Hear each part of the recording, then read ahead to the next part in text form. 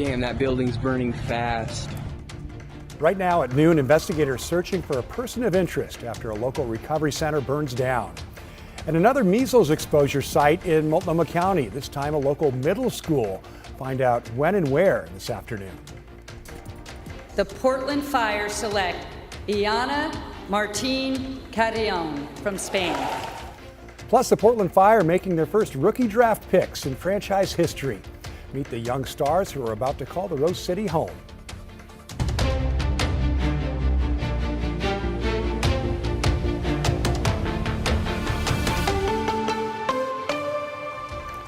And new at noon, we're learning the identity of the third victim killed in last week's deadly Willamette River crash.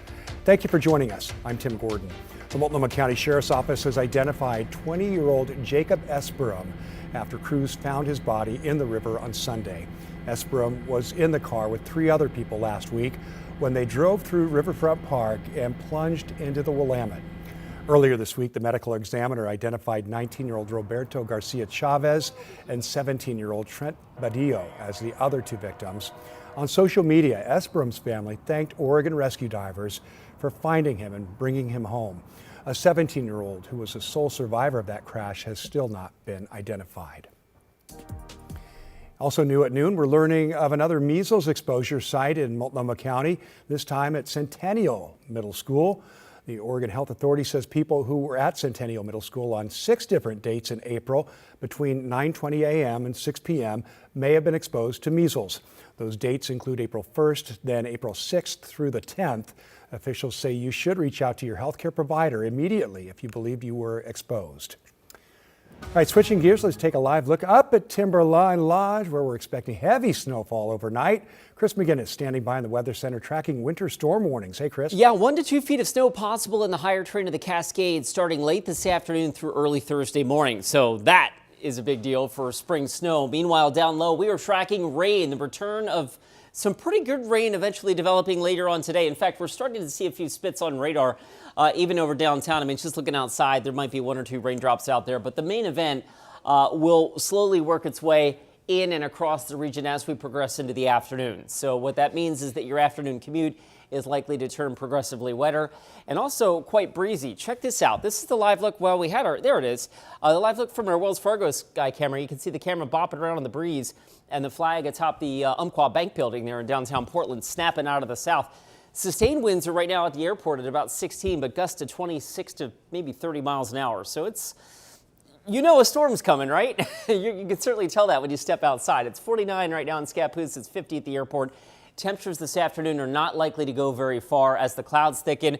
The rain develops. The rain, I don't think it's going to be terribly heavy for the first part of this, but it picks up in intensity later on this afternoon and especially overnight. It's going to be a real soaker overnight. And then tomorrow is going to be rocking and rolling with numerous showers, sun breaks, maybe some thunder while the heavy snow continues in the Cascades. I'll walk you through all of that coming up in just a few minutes. All right. Thanks, Chris. Well, investigators say this fire at a nearly completed addiction recovery campus was arson, and now they're hoping you can identify a person of interest. So here's an image of that person. And officials say he's believed to frequent the area from Northeast Gleason to Burnside and 102nd to I-205. We spoke with a security guard for a nearby building Monday who first heard fire alarms Saturday night before he saw the flames. The fire was so close to my property, it was triggering our alarms. I looked back behind the building because I could smell like campfire, and it looked like a setting sun back here almost, like you could see the smoke coming up over. Well, investigators say there is no evidence the facility was targeted. The U.S. military's blockade of Iran's ports and coastal areas is underway as President Trump says the ceasefire with Iran is holding after negotiations over the weekend broke down. And although the president says Iran wants to make a deal, Iran has blamed, quote, excessive demands by the American side for the collapse of talks. NBC's Alice Barr explains. A pivotal moment in the war with Iran as American warships stationed just outside the Strait of Hormuz are blocking any vessels attempting to come in or out of Iranian ports, aiming to cut off the country's oil exports, its economic lifeblood, and force a peace deal. President Trump saying Monday the right people had called. They would like to work a deal. Vice President J.D. Vance led the U.S. team in direct talks that broke down over the weekend, saying it's up to Iran to accept the administration's red lines of dismantling the country's ability to develop a nuclear weapon and removing its enriched uranium. They moved in our direction, which is why I think we would say that we had some good signs, but they didn't move far enough. Iran is calling the partial blockade of the strait an act of piracy and warning no port in the Gulf is safe while it's in place as oil prices climb. While another key sticking point moves center stage today with Secretary of State Marco Rubio mediating talks in Washington between Israel and Lebanon, seeking an end to fighting with Iran-backed Hezbollah militants that threatens a broader peace deal.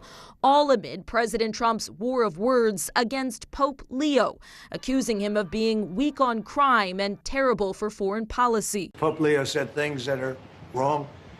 He was very much against what I'm doing with regard to Iran, and you cannot have a nuclear Iran. The first American pope responding to a question from NBC News. I have no fear of neither the Trump administration nor speaking out loudly about the message of the gospel. He has vocally criticized the war and pushed for peace. In Washington, Alice Barr, NBC News. Now here's a look at some national headlines this afternoon. Senator Jeff Merkley is joining a number of other D.C. Democrats in filing a new war powers resolution, all in an effort to limit President Trump's military authority.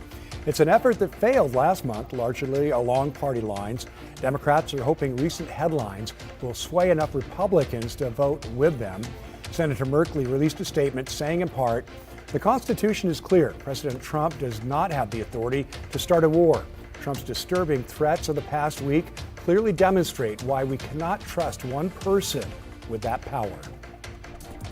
A man accused of throwing a Molotov cocktail at the home of OpenAI CEO has been charged with attempted murder and attempted arson. Authorities say 20-year-old Daniel Moreno Gama had written about AI's danger to humanity and traveled from Texas to San Francisco intending to kill Sam Altman. No one was injured in Friday's attack. Police arrested the suspect on the scene.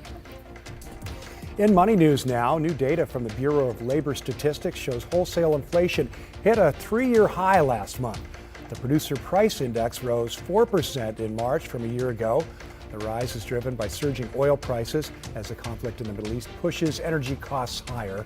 The report comes just days after the consumer price index showed Americans are already paying much more for a range of goods. Novo Nordisk, the maker of Ozempic and Wegovy, is teaming up with OpenAI to help speed up drug development. Novo says it will use OpenAI's technology to identify promising drug candidates and make manufacturing and supply chains more efficient. Pharmaceutical makers are increasingly using AI to streamline the development of new drugs. All right, let's have some fun now. Today, New Avenues for Youth is holding the 16th annual scoopathon at the Ben & Jerry's in downtown Portland. So, of course, we sent our Sunrise reporter Thomas Schultz down to Southwest Yamhill to check it all out. And Thomas, what's the scoop down there? Oh, Tim, it is busy down here. We got a full house down here in downtown Portland. And look, our new anchor, Matthew Herchick, he's been with us for a little while now. I know quite a bit about him. He's an Ohio State guy.